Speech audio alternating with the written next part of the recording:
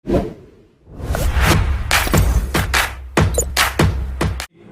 वालेकुम, क्या हाल चाल। उम्मीद करते हैं कि आप खैरियत से होंगे। हमारी दुआ है कि आप हमेशा खुश रहें, हंसते और मुस्कुराते रहें और इसी तरह हमें अपना प्यार दिखाते रहें। बिल्कुल जी, मेरा नाम मुअज्जम अली, मैं हूं तारिक महमूद। मैं मोहम्मद यूसुफ। तो आज हम जिस वीडियो पर रिएक्ट करने जा रहे हैं, वीडियो का टाइटल है थ्रो हिंदूज टू सी मौलाना मदूदी जियाउल हक फाइनल सॉल्यूशन 1947। तो भाई कल एक पार्ट पे किया था हमने रिएक्शन, काफी भाई बोल रहे थे कि हिम्मत है तो भाई दूसरे पे भी कर हिम्मत तो भाई बहुत है हमें, अरे तो जवाब दे जाते वो अलग बात है कि कभी कभी थक जाते हैं, रिस्पांस अच्छा मिले तो भाई साहब हिम्मत भी वो कहते हैं कि साथ देती रहती है। तो बाकी बात यह है कि भाई जहाँ तक हमारा नॉलेज होता है ना, हम बात जो है ना वो सच्ची करते हैं। वो अलग बात है कभी कभी बाउंड्रियाँ हो जाती है, आगे पीछे हो जाता है क्योंकि नॉलेज की कमी की वजह से। तो देखते हैं वीडियो, बाकी पार्ट है, पहले एक पार्ट कर चुके हैं, दूसरा पार्ट देखते हैं और अपना रिव्यू आने पर देंगे। ये जी पार्ट है जर्नी कि हिंदुओं के साथ क्या हुआ 1947 से लेकर 2023 तक, उसका जो यानी कि पाकिस्तान में। तो देखते हैं वीडियो और अपना रिव्यू आने पर देंगे। कौन करते हैं 3 2 1 वीडियो स्टार्ट। मौलाना मदूदी, मैं मौलाना मदूदी, आप इनकी फ़ोटो देख लें भाई। ये सामने आदमी जो बैठा है मौलाना मदूदी है। ये देवबंदी थे। ये कहने को तो बहुत बड़े जो हैं सेंट बनते हैं, मगर ही was the brain child of extermination of Hindus. ये साहब देवबंदी सेक्ट को बिलोंग करते थे, औरंगाबाद महाराष्ट्र के रहने वाले थे। पार्टीशन के बाद पाकिस्तान आ गए। और इंटरेस्टिंग बात यह है कि जितनी देवबंदी सेक्ट के लोग हैं उन्होंने पार्टीशन का अपोज किया था। तो जिन्हें पता नहीं है बता दूं, 2 सेक्ट होते हैं प्राइमरीली। सेक्ट तो बहुत हैं लेकिन मुसलमानों में 2 सेक्ट होते हैं। बरेलवी जो बरेली यूपी से चलते हैं, और देवबंदी जो देवबंद की दारुलूम मस्जिद से चलते हैं। तो देवबंदी पार्टीशन के खिलाफ थे। उन्होंने कहा था सब अलग अलग हो जाएंगे मुसलमान, इट्स नॉट गुड। और बरेलवी वर इन फेवर ऑफ पार्टीशन। लेकिन पाकिस्तान बनने के बाद जैसा हमेशा से होता आया है, सारी वेटेज मिलनी शुरू हो गई देवबंदियों को। और बरेलवी बैकसीट, जिन्होंने पाकिस्तान बनने की बात की थी उनको बैकसीट लगी, उनकी किसी ने बात नहीं सुनी। तो मदूदी आए। जब ये मदूदी आए अयूब खान के ज़माने में, तो अयूब खान न्यू कि this was a religious cancer. अब जो कुछ भी बोले, but Ayub Khan was a secular guy. उन्हें पता था कि ठीक है, बेवकूफ़ बनाने के लिए तो मज़हब का चूरन लोगों को दे दें, लेकिन अगर असल में इस कैंसर को ज़्यादा छोड़ा तो इन्होंने मदूदी को बंद करा दिया, उसकी पार्टी बैन कर दी, सब कुछ किया। लेकिन ये वही है ना, जैसे घर में एक बार देखें दीमक लग जाए तो पूरी ज़िंदगी नहीं जाती। आप दीमक का कितना स्प्रे लगा लो, कितना डिसइंफेक्टेंट लगा लो, दीमक नहीं जाती। ये दीमक, ये घुन पाकिस्तान की लकड़ी में लग चुकी थी। क्यों? सारे दहशतगर्दियाँ इकट्ठे हो गए थे, जो मदारिस मुल्ला टाइप के, उलेमा टाइप के, सारे क्रिमिनल, सारे फ्रॉडस्टर। अच्छा, सारे के सारे फ्रॉडस्टर उलेमा बने। इन्हें कुरान का क्यों भी नहीं आता, इन्हें कोई अरबिक नहीं आती। जो भी आप यूट्यूब पर टीवी पे स्पीचेस सुनते हैं, they are talking BS, they don't know even a single word of Arabic. उनको पता था गुंडे हैं, टोपी पहन लो और मसाजिद में फ्री में रहने को कमरा मिल जाएगा, गवर्नमेंट की तरफ से सैलरी मिलेगी, वैसे शादी किसी का निकाह पढ़ाना है तो पैसे मिल जाने। तो इस तरीके से सारे जितने भी गुंडा एलिमेंट्स थे वो या तो मौलवी बन गए या इमाम बन गए या इस तरीके के प्रोफेशन में लग गए। और देखें, गुंडे का कोई गुंडा कोई धंधा कर ले, गुंडे का बेसिक मजहब होता है गुंडागर्दी। उन गुंडागर्दियों के बॉस बन गए ये मौलाना मदूदी, जिन्होंने पाकिस्तान का जियाउल हक के साथ बेड़ा गर्क कर दिया। अगर कोई मुझसे पूछे पाकिस्तान का जो मर्डर है उसमें कौन सबसे था, तो आइडियोलॉजी सारी मदूदी और जियाउल हक की थी। करने वाली एग्जीक्यूशनरी फोर्स थी अफाज पाकिस्तान, पाकिस्तानी फ़ौज, जिन्होंने अपने सेल्फ इंटरेस्ट के लिए किया, बाद में इस्लामिस्ट बन गए। तो मदूदी साहब क्या कहते थे, देवबंदी थे ये। इन्होंने जियाउल हक को कहा कि साहब आप हिंदुओं को ठिकाने लगाएं। तो जियाउल हक ने, देखें 1979 में हुआ था ईरानियन रिवॉल्यूशन। आपको पता होगा ईरानियन जो शाह होता था वो भागा था और फिर ये अयातुल्लाह ख़मैनी आ गए थे। तो 77 में आई थिंक भुट्टो को फांसी हुई थी। 77-78 में जियाउल हक was looking for a meaning. उन्हें लग रहा था कि मैं कैसे अपनी कंसोलिडेट करूं पोजीशन। उन्हें दिखाई दिया मदूदी, उन्हें दिखाई दिया ईरानियन रिवॉल्यूशन, और उन्हें दिखाई दी मजहबी और बेवकूफ़ लोग। लोग मजहबी थे लेकिन इतने बेवकूफ़ भी नहीं थे। अब देखें, आदमी का दिमाग नंब करने के लिए मज़हब से अच्छा जहर नहीं मिल सकता। तो उन्होंने वो मदूदी की लर्निंग्स को घोलना पाकिस्तान में चालू किया। हुदूद ऑर्डिनेंस लाए गए, शरीयत, जिसे कहते हैं शरियाइजेशन ऑफ पाकिस्तान किया गया। अलग इस पर वीडियो करूंगा, लेकिन आपको इतना बता दूं, हिंदुओं के लिए इन्होंने वही काम किया जो 1919 में सरदारों के लिए ब्रिटिशर्स ने 1909 में हिंदूज के लिए किया था।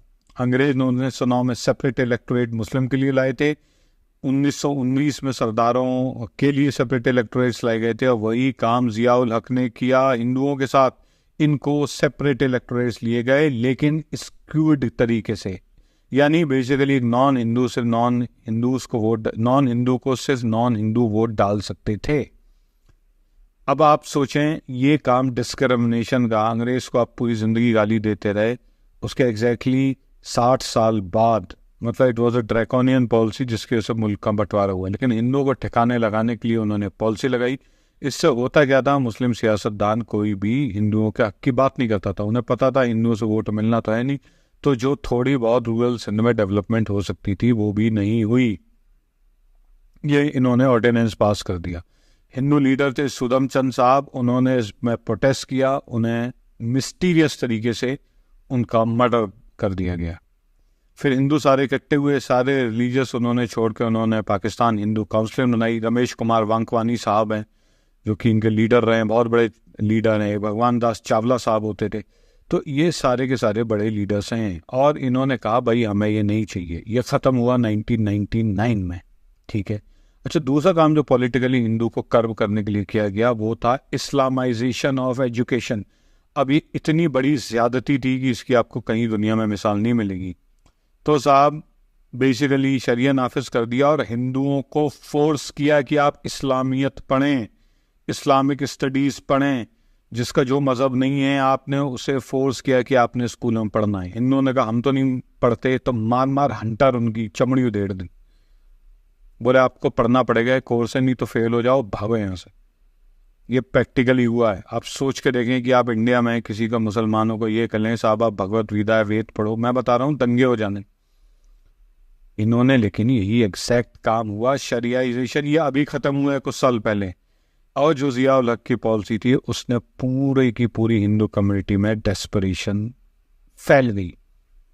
आपने वो काम कराए मैं यूट्यूब पर बता नहीं सकता। आपने जो जो हिंदू स्क्रिप्चर्स के साथ किया, कारक का टेम्पल का इंसिडेंट आपको ध्यान है, आप हर 6 महीने में एक टेम्पल तोड़ते थे, नीचा दिखाते थे हिंदुओं के साथ। इससे आपका पेट नहीं भरा, तो आपने क्या काम किया, आपने हिंदुओं का रिलीजियस कन्वर्जन करना शुरू कर दिया। अब साहब मैं बताता हूँ, दूसरे जो दहशतगर्द साहब थे, नाम था मियाँ मिट्ठू अब्दुल हक। ये आदमी सिंध का आदमी था, एक दहशतगर्द आदमी था, कहने को किसी पीर का बाबा था ये, लेकिन ही वॉज अ दहशतगर्द। हर साल ये 1000 हिंदू लड़कियों को उठवा के उनके मजहब कन्वर्ट करवाते थे, अभी भी करवाते हैं, मुस्लिम लीग के टिकट से खड़े हुए हैं। इतनी FIR हुई, इतनी कोर्ट में पिटीशन दाखिल हुई, रिजल्ट जमा 0। पाकिस्तान का जुडिशल मतलब सिस्टम आप जमा 0। अभी तो आप देख ही रहे हैं ना क्या हो रहा है पाकिस्तान में। पाकिस्तान में क्या हो रहा है, पाकिस्तान में 90 दिन में इलेक्शन कराने थे, इलेक्शन तो क्या ही हुए, कुछ भी नहीं हुआ। इमरान खान साहब चीखते रह गए, इलेक्शन कमीशन ने कह दिया रिसोर्स नहीं है, फलाना नहीं है। कोर्ट की वैल्यू पाकिस्तान में 0 है। और ये जो सारे के सारे काम हुए ये फौजी लीडरशिप के इंस्ट्रक्शंस में, उनकी वॉच में हुए। पाकिस्तान में सियासतदान की वैल्यू इज़ 0। सब कुछ फौज है, लोकल एरिया का कोर कमांडर, ये सारे लोग ये काम करवाते रहे।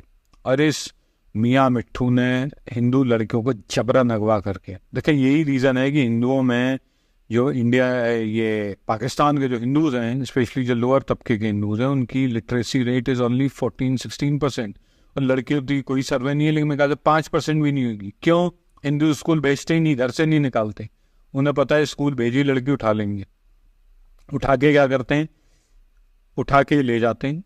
उसके बाद कह देते साहब ये तो अपनी मर्जी से भागी थी और इसने हमसे निकाह किया, ये मोहब्बत थी और फलाना था, ये था। कोर्ट में पेश होते हैं तो कोर्ट में पाकिस्तानी जना के लॉ हैं। ये जना के लॉ भी जिया उल हक साहब लाए थे, ब्लास्फेमी के लॉज।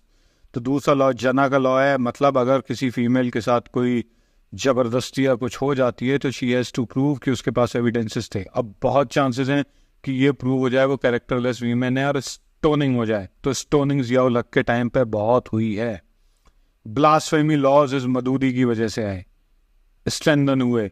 जिसमें अगर आपने किसी ने भी आपको पकड़ के कह दिया कि साहब इसने कुरान पाक की बेअदबी की है, तो उस आदमी को पकड़ के बस भीड़ जला देती है, मार देती है। और ऐसा पता नहीं हर साल एक इंसिडेंस होता है। अब एक श्रीलंकन फैक्ट्री मैनेजर था, उसे ऐसे ही जला दिया। आसिया बीबी का आप केस पढ़ लें क्या हुआ। आई थिंक एक क्रिश्चियन औरत थी, तो मुसलमान औरतों ने ही उस पर झूठा इल्ज़ाम लगा दिया कि साहब ऐसी की है। इस पर सजाए मौत है। अपोस्टोसी पे सजाए मौत, अपना मज़हब छोड़ते हैं, और ब्लास्फेमी पे सजाए मौत। ये कुछ आप ऐसा समझ सकते हैं जैसे इंडिया में पहले SC/ST एक्ट होता था, जिसमें आप कुछ भी बोल देते थे, someone complain then you will be jailed. आपको बेल बाद में मिलती थी। हालांकि बीजेपी गवर्नमेंट ने चेंज की, ना you can get, I think court में केस चलता है मगर you get a bail, right. लेकिन जो ये लॉ है ब्लास्फेमी लॉ, ये पर्टिकुलरली टारगेट किया गया है नॉन मुस्लिम्स के लिए, हिंदूज के लिए।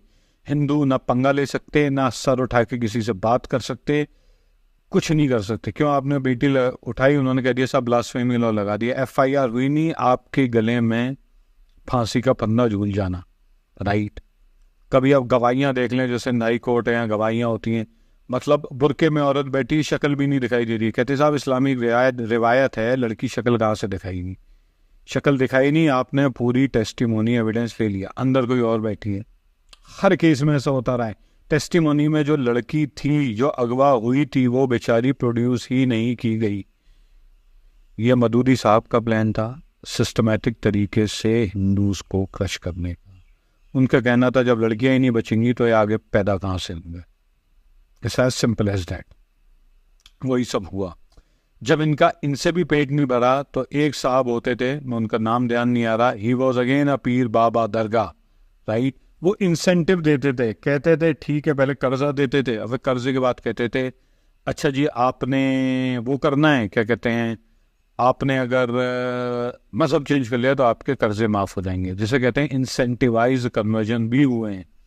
इस सब से पेट नहीं भरा तो कोरियन मिशनरीज आ गए, उन्होंने हिंदुओं को कन्वर्ट करना शुरू कर दिया। अच्छा, पाकिस्तानी हिंदूज में ये माइंड में था कि भाई हमने मुसलमान नहीं बनना है, बिकॉज जो छोटा कल्चर हो जाता है, they preserve their values a lot. हर पाकिस्तानी हिंदू के घर में आपको मंदिर मिलेगा और पूजा पाठ करने वाले बहुत हाईली रिलीजियस लोग होते हैं।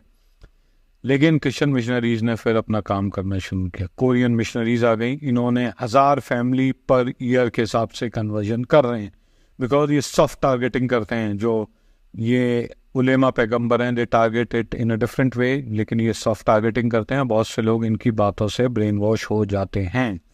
इसी को रोकने के लिए इस्कॉन जो है इंडिया का, Indian society for Krishna consciousness आया, and they started making people believe in Lord Krishna. तो ये बेसिकली हिंदुज़म का है, क्योंकि हिंदुज़म वैल्यूज़ को, सिस्टम को अप्रूव करता है, and it is present in Pakistan.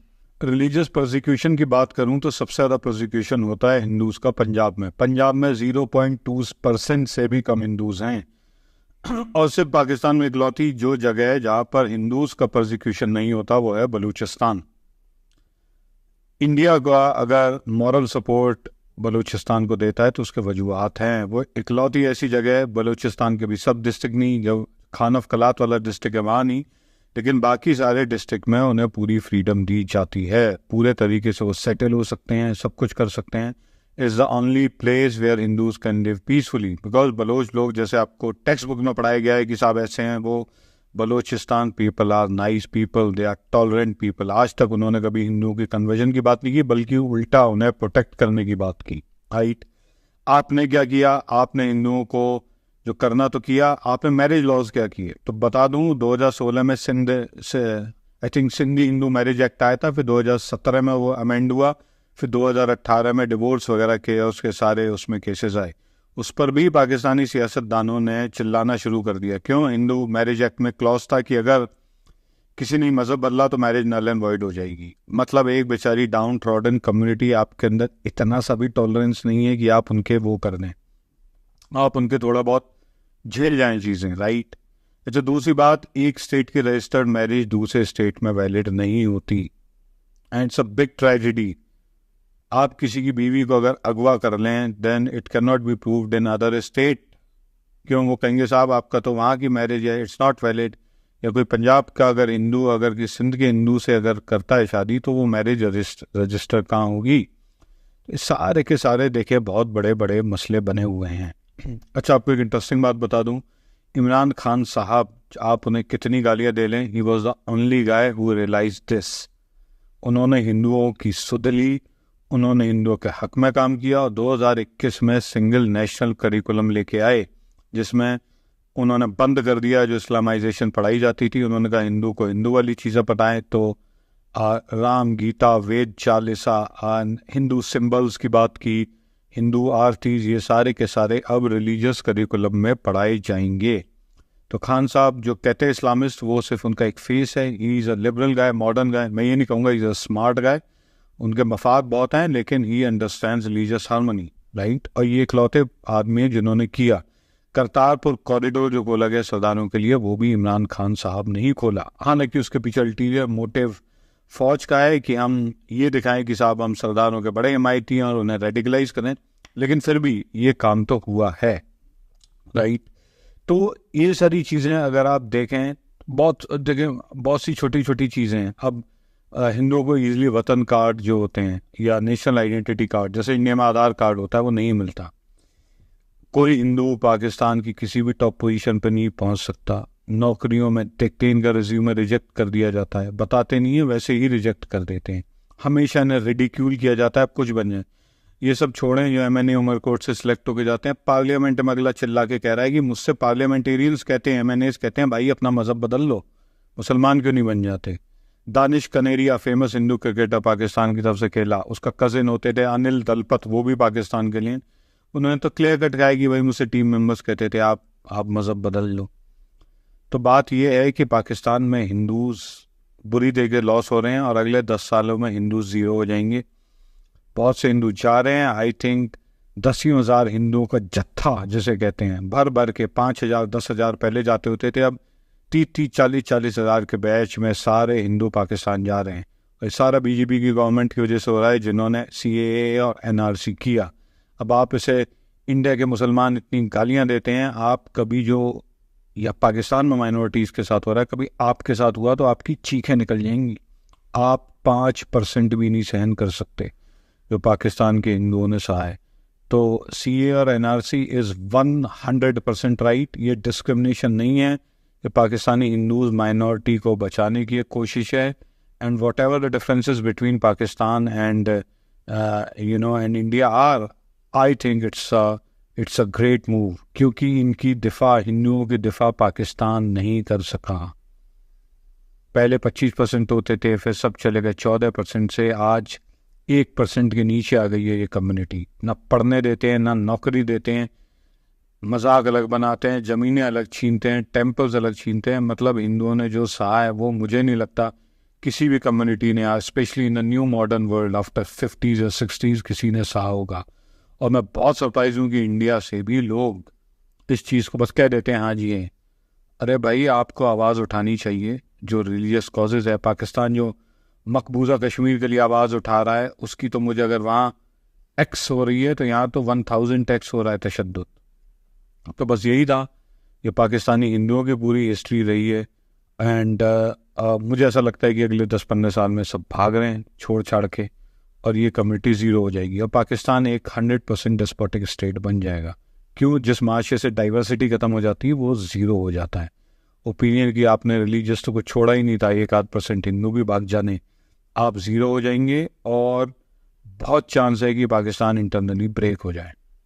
देखिए, बात यह है कि आप कहेंगे मैं नेगेटिव बात कर रहा हूँ, लेकिन देखें जो स्ट्रॉन्ग माइंड है ना, वही तनकीद सह सकता है। It's a quality, the strength of a mind is determined by the amount of criticism it can take. झूठ आपको पॉजिटिव ऑप्टिमिज्म दिया जाता है। मैं आपको बता दूं, ऑप्टिमिज्म ये फेक है, इट्स बैक्ड बाय नथिंग। पूरी दुनिया सिर्फ, जिसे कहते हैं ना, जो पैरानॉइड्स होते हैं वो चेंज करते हैं। Paranoids change the world, sceptical people, उन्हें मैं पेसिमिस्ट कहूँगा, पैरानॉइड। पाकिस्तान में आप झूठे यूफोरिया में 70 साल जीते रहे, आज आप भीख मांगने वाले हैं। मैं आपको बता दूं कि टूटने के बहुत हाई चांसेस हैं। अब जंग की बात छोड़ें, आप अपने माइनॉरिटीज़ को प्रोटेक्ट करें। जो बच्चे कुछ हिंदुओं ने रोकें, वो कल्चरल डाइवर्सिटी के लिए इम्पोर्टेंट हैं। अगर ये भी भाग गए तो आप समझ लें आपकी क्या हाल होने। यही TLP वाले बरेल भी, यही जमात इस्लामी वाले जो ये हैं, क्या कहते हैं, इस्लामिस्ट टाइप के लोग, दहशतगर्द टाइप के लोग, ये सारे इकट्ठे हो जाएंगे और आपकी सोसाइटी इन्होंने ब्रेक कर देनी। एग्जैक्टली सीरिया वाला हाल, एग्जैक्टली इराक वाला हाल पाकिस्तान में होगा। और मैं अपने मन से नहीं कह रहा हूँ, आप कभी भी फ्यूचरिस्टिक रिपोर्ट देख लें, यही वजह कोई इन्वेस्ट करने नहीं आ रहा। ठीक है जी, आप फ्री में उन्हें ज़मीन दे दो तो भी नहीं आना उन्होंने। आप कह रहे हो आप कुछ नहीं कहेंगे तो भी नहीं आएगा। सबको पता है यहाँ सिविल वॉर होना है, एवरीवन नोज। जियोपॉलिटिक्स कभी खबर तो पड़े। ठीक है जी, चलिए ये अभी हिंदूज की बात की, आगे चल के डिस्कशन करते हैं किसी और टॉपिक पे। ठीक है दोस्तों, तब तक के लिए टेक केयर, बाय बाय। चलो जी, वीडियो ख़त्म हो गई है और भाई ने काफ़ी चीज़ें टच की। ये शुरुआत जो की मौलाना मदूदी से कि किस तरह वो आया और किस तरह जो है वो फौज के साथ मिल के लोगों को रेडिकलाइज किया। तो ये शुरुआत से ही भाई साहब के लोगों को चूरन देने के लिए, लोगों को एक रास्ते पे लाने के लिए ये स्टेप लिए गए। जिस तरह के मतलब उनका मकसद यही था कि पाकिस्तान से मदूदी को तो बांध दिया गया, नहीं, इसके जिया ने उन्हें रोका, वही ना। जेल में डाला, लेकिन उससे फायदा उठाया जनरल जिया ने। वही तो लोगों को चूरन देने के लिए और हिंदुओं को खत्म करने के लिए, इस्लामिक टच देने के और लिए एक आधे उससे- मौलाना का होना जरूरी है। पहले मैं तो कुछ और ही समझता था, उससे ये जो हिंदुओं को कन्वर्ट करते थे ना, उससे इस्लामिक दुनिया में जनरल जिया साहब ने अपनी बहुत बड़ी वैल्यू बनाई। हाँ, तभी सऊदीया वाले हाँ, दोनों हाथों से उन्हें वेलकम करते फंडिंग आते थे। आए और आप इमामत कराएं, खाना फंडिंग खा। आती, साल सारे पैसे पूसे लेकर उधर से ही पैसे लेते थे। बहुत दुख सा यार जो पाकिस्तान के अंदर माइनॉरिटी है इतना मैं ज्यादा। कहता हूं तो ये जनरल जिया साहब ने इस्लामी जमहूरिया पाकिस्तान बनाया था।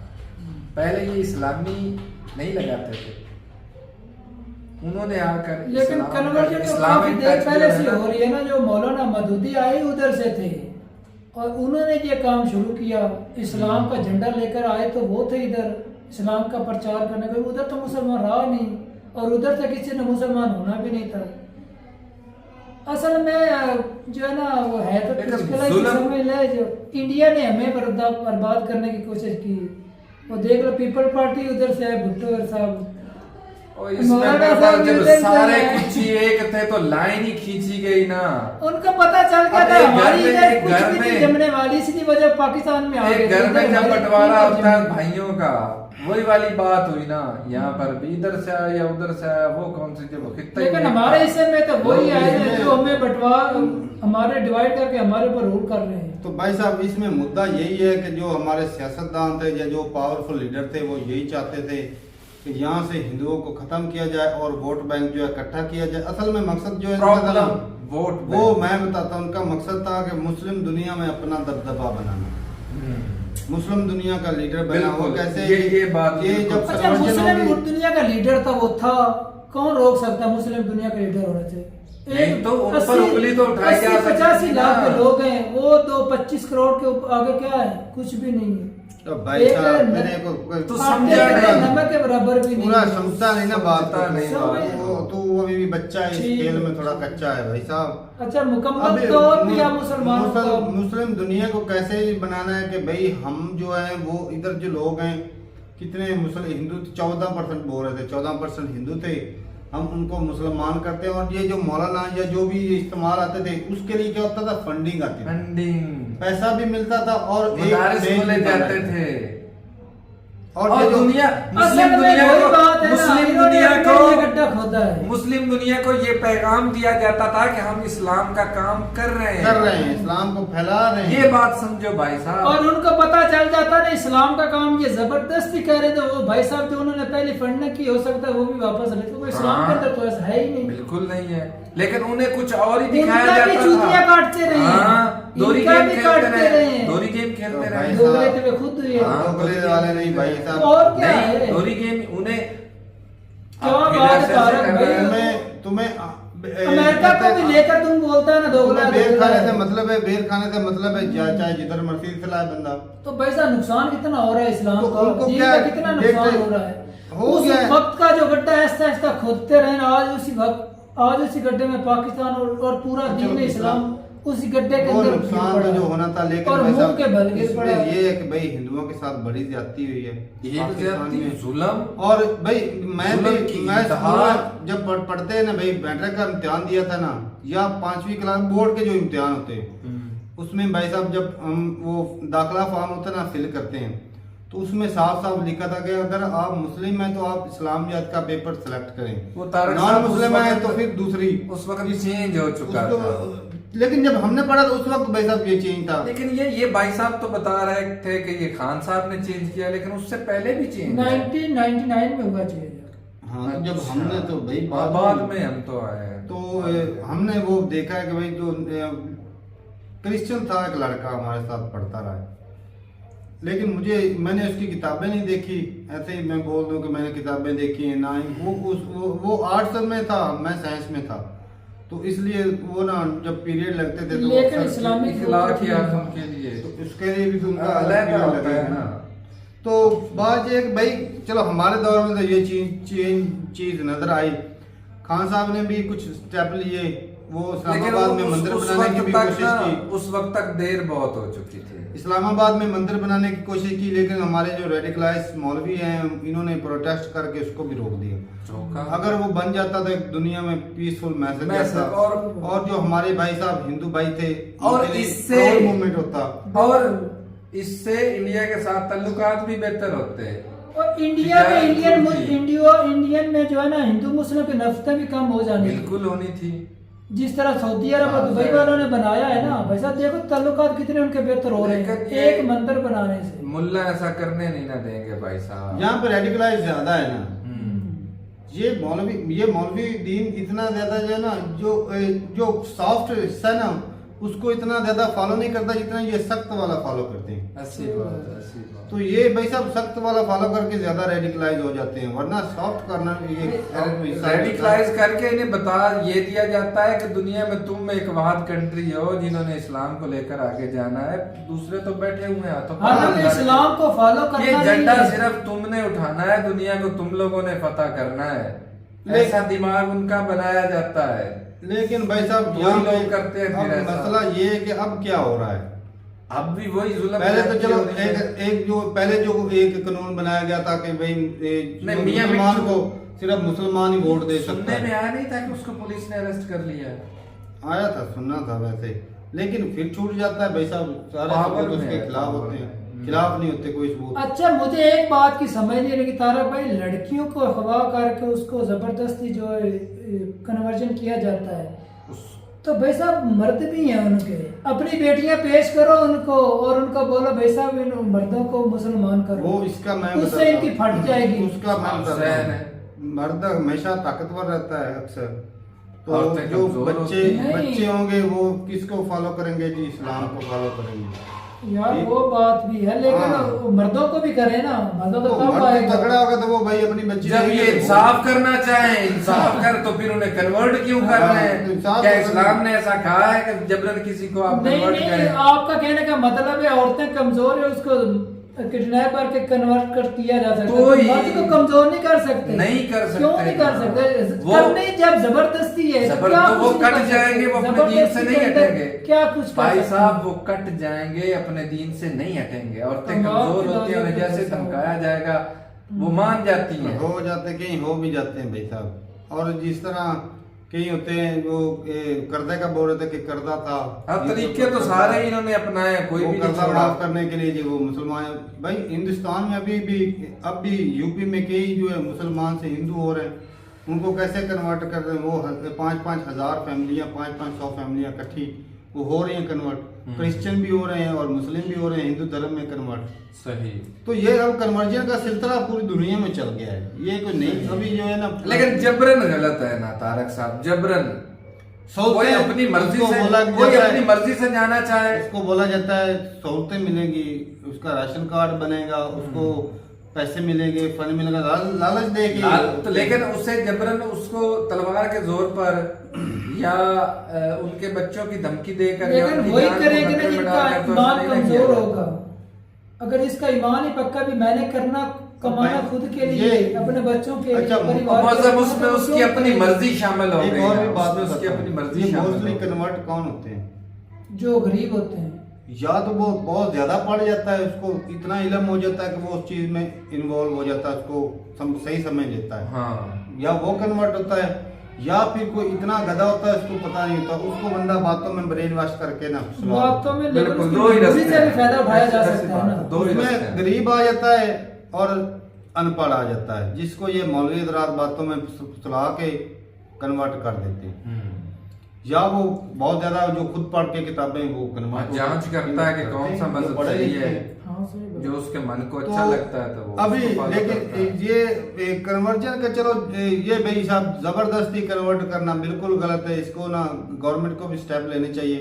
और मियाँ मिट्ठू की बात करें तो भाई जिस तरह वो लड़कियों को कन्वर्ट करता है, मैंने कई वीडियोस देखी हैं, वो पता क्या होता है, जब लड़की की वो शादी कर देते हैं तो जब अदालत की बात आती है तो लड़की मियाँ मिट्ठू के खिलाफ बोलती ही नहीं, वो डर जाती है, या क्या वो कहती है भाई मैंने अपनी मर्जी से किया है।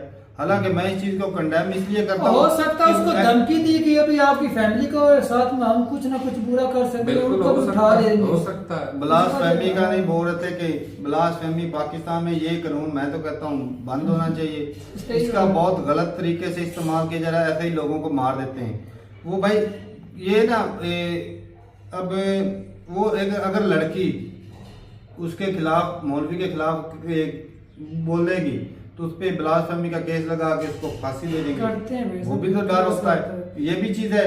और फैमिली को सावधान, तगड़े बंदे और गरीब बंदा क्या कर सकता है? तगड़े बंदों को तो नहीं यार ये कन्वर्ट करते, नहीं करते हैं, बिल्कुल।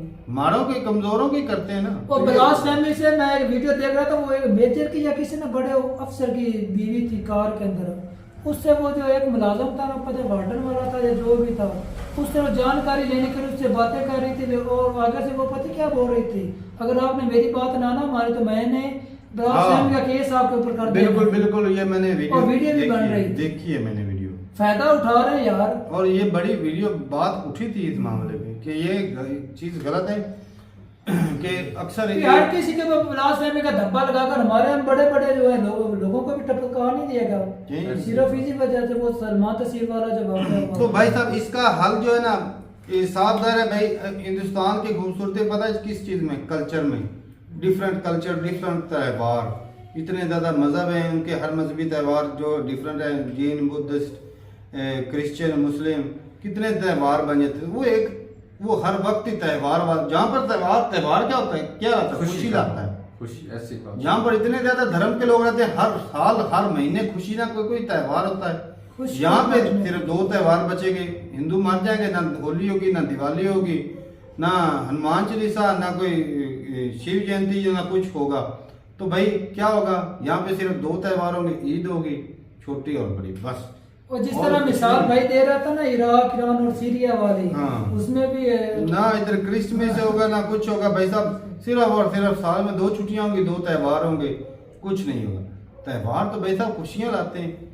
तो ठीक है भाई, ये मामला आई विश कि जल्दी ठीक हो जाएं, लेकिन भाई साहब हिंदुओं ने बहुत तकलीफ झेली है। और इंडिया जो बिल लेकर आ रहा है ना कि भाई हिंदुस्तान में जो जा रहे हैं इधर से माइग्रेट करके, चाहे मिन्नत लेते या चोरी भी, हाँ, उनको 15-15 साल भी हो गए कहीं को गए हुए, उनको अभी भी वो उनको सिटीजनशिप नहीं मिला।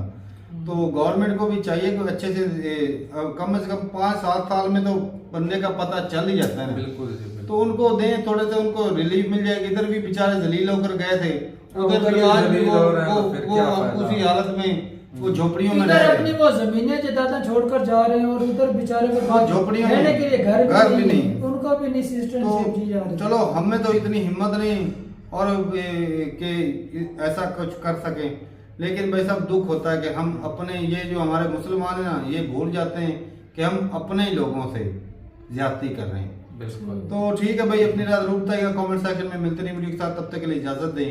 अल्लाह हाफिज।